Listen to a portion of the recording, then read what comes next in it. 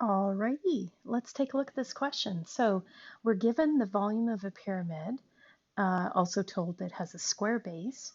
So the volume is 111 yards cubed. So I wrote that down, V equals 111 yards cubed. Then I also drew a pyramid, and I knew the base, like the length and the width, are going to be the same.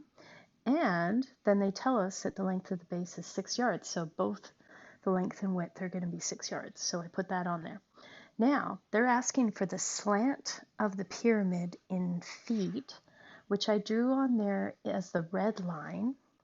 And yeah, so right now it's hard to see how we're going to find the slant height. So why don't we forget about the slant height for a minute and focus on what we're given. So we're given volume of a pyramid. So we know there's a formula for that. Volume equals 1/3 length times width times height. Okay, we know the volume, so I'm going to put 111 in for V, 1/3, and then times the length and the width are the same. Those are both the 6 yards. And then the height we don't know, but that's a good thing because everything else we do know, so we can actually solve for height. Okay, well, let's simplify the right-hand side. We have 1/3 times 6 times 6. That would end up being 12, still times h. And now we can isolate h. Right now it's 12 times h, so we're going to divide both sides by 12 to get rid of the 12 and isolate h. All right, so 111 divided by 12. Don't suppose that's going to be a nice number. Actually, I'll just leave it as 111 divided by 12. It is some decimal, though.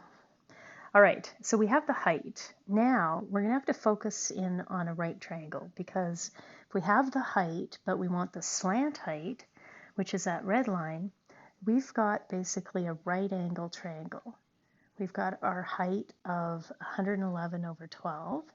We're looking for S, which is the hypotenuse in that right angle triangle. Now the base of that would basically be half of the length of the side of the pyramid, so half of 6, which would be 3. And then from there, all we have to do is use Pythagorean theorem. So the hypotenuse squared equals the sum of the other two sides, each squared. And there we go. And then we throw that in the calculator. We'll get a number, and then you'd want to square root that number and round to the nearest unit. So let me just throw that in and see what we get.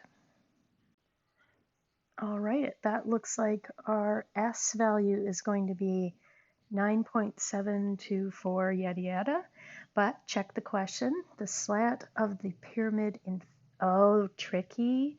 See, this would be in yards because all of our other units were in yards, but you'll notice the question said in feet. So there's one last little trick.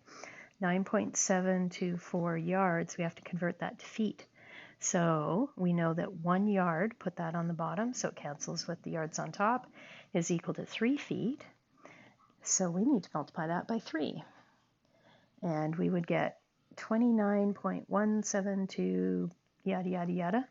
Round to the nearest unit would be 29 feet. And there we go. That should be your final answer.